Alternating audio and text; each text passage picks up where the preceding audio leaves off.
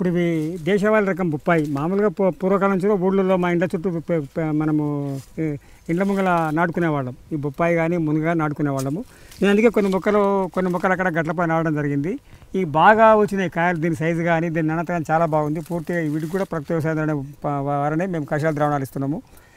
అయితే ఇవి ఎందుకు నడవలసిందంటే వచ్చిందంటే దీనికి కారణాలు రెండు ఉన్నాయి. ముఖ్య కారణాలు మాకు జీవామృతానికి బెల్లానికి చాలా ఇబ్బంది అవుతున్నాయి. బెల్లానికి ప్రభుత్వం పర్మిషన్లు ఇస్తలేవు కాబట్టి బెల్లం స్థానంలో వాడదామని చెప్పి మేము బొప్పాయి వేసుకొని మా పెద్దలు చెప్తున్నారు. పాలేకర్ గారి వాళ్ళు చెప్తున్నారు మనకు బెల్లమే కాదు మనకు అవసరం ఉంటే బొప్పాయి కూడా పూర్తిగా పండు వాడిని చేసుకోవచ్చు అంటే నేను కొన్ని బొప్పాయి మొక్క నాటడం జరిగింది. ఇంకోటి దీన్ని తినడం వలన ఆరోగ్యానికి చాలా మంచిది బొప్పాయి మొక్క. దాంట్లో మనకు రక్త కణాలు అనేది చాలా విపరీతంగా పెరుగుతాయి. ನೀವು పెద్ద దాఖాల హాస్పిటల్ ఎక్కడ పోయినా కూడా మనం పోతే బొప్పాయి పండ్లే తినమంటున్నారు. ఇప్పుడు రక్తంలో మనకు రక్త కణాలు తగ్గినప్పుడు ఇందులో దేశీ కాబట్టి దీనిలో పోషకాలు చాలా బాగుంటాయని చెప్పి ఈ దేశీ విత్తనాలు నాటడం జరిగింది. కాపు బాగా వచ్చినాయి. కొన్ని 45 మొక్కలు నాటినాము. కాపు మంచిగా ఆరోగ్యంగా ఉన్నాయి మొక్కలు. ఈ బరువు కూడా మన కొన్ని చెట్లు మన గాలికి వచ్చి పడిపోయినాయి కాయల బరువు ఒప్పుకోలేక. అందుకే దేశవాళీ నాటడం జరిగింది. మాకు 2 రకాల పని చేస్తుంది. మనకు ఆరోగ్యానికి మంచిది, మాకు జీవామృతానికి కొంత బెల్లం బదులు వాడతాం అన్నట్లు. ఇప్పుడు వాణిజ్యంగా సాగు చేస్తున్నారు, చాలామంది చేస్తున్నారు.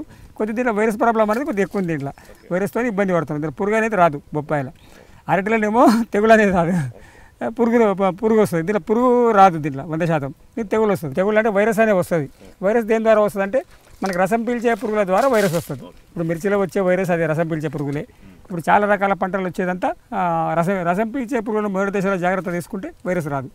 రసం పీల్చే పురుగులను మనము నెగ్లెక్ట్ చేసినామంటే వైరస్ వస్తుంది. వైరస్ వచ్చినాక కంట్రోల్ చాలా కష్టం, ఆగిపోతుంది. అంతేకాని కొత్త చెట్లకు రాదు. కానీ వైరస్ పూర్తిగా తగ్గ వచ్చిన తర్వాత దాని విరుడుగా మామూలుగా మేము మజ్జిగ కానీ సొంటిపాల కషాయము, మనకు పసుపు, ఇప్పుడు పేడమూత్ర ద్రావణము ఇలాంటివన్నీ వాడతాం అన్నట్లు. మార్చి వాడితే మనకు వైరస్ కంట్రోల్ అవుతుంది. కంట్రోల్ వరకు అయితే పూర్తి తగ్గదు.